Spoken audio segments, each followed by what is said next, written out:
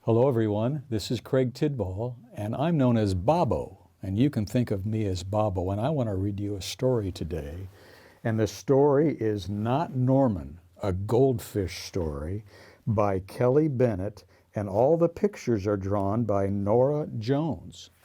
So let's read all about Norman, a goldfish story. When I got Norman, I didn't want to keep him. I wanted a different kind of pet, not Norman. I wanted a pet who could run and catch, or one who could climb trees and chase strings. A soft, furry pet to sleep on my bed at night, not Norman.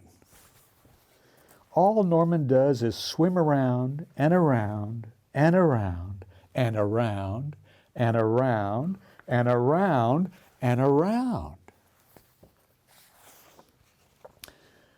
This is it, Norman, I decide. I'm trading you for a good pet. Norman doesn't move, nor even a fin twitches.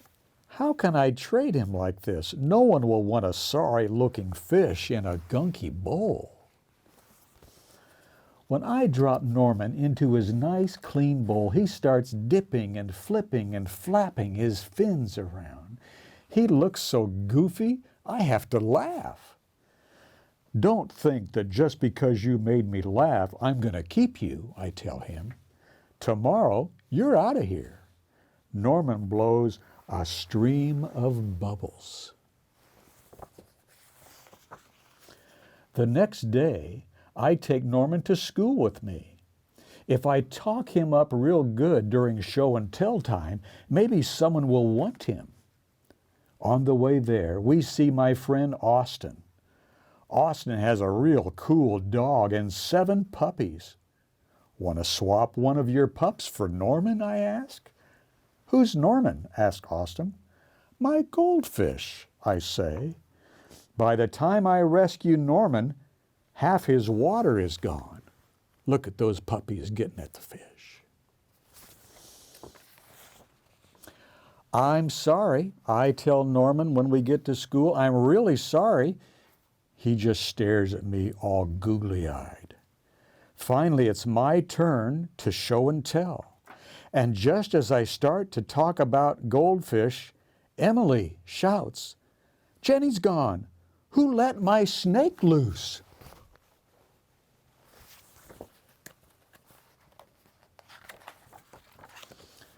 Does anyone hear the story of how I got Norman?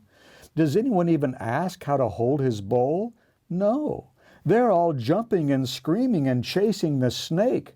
Not Norman. He looks right at me. Thanks for listening, I tell him.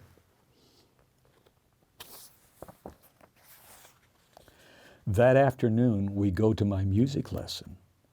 As soon as it's over, I'm taking Norman back to the pet store. I take out my tuba and begin to play. I glance over at Norman. He's swaying back and forth. Glug, glug, glug, glug, he mouths. Look, Norman's singing, I say. Pay attention, snaps the maestro, and try to play the proper notes. Here he is with his tuba. Maestro makes me stay for extra practice. By the time my lesson is over, it's too late to go to the pet store.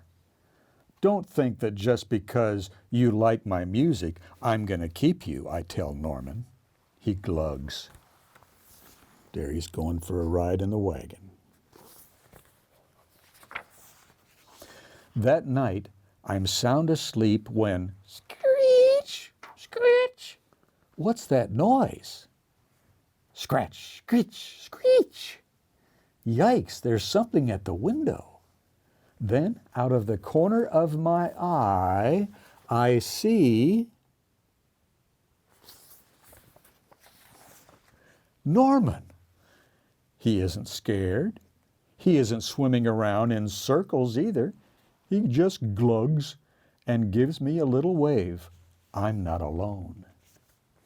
Together, Norman and I slide open the curtains. It was just a broken tree branch making that noise. Thanks for watching out for me, Norman.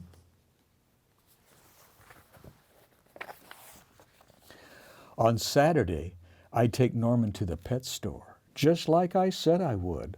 I look at the cats and the dogs and the snakes and the birds. I look at the hamsters and the mice and the lizards too. They all look like good pets, but they are not Norman. When I got Norman, I wasn't sure I wanted to keep him, but now, even if I could pick a pet in the whole world, I wouldn't trade him. Not Norman. I hope you enjoyed that book about Not Norman. It's a good one you'll want to read yourself someday.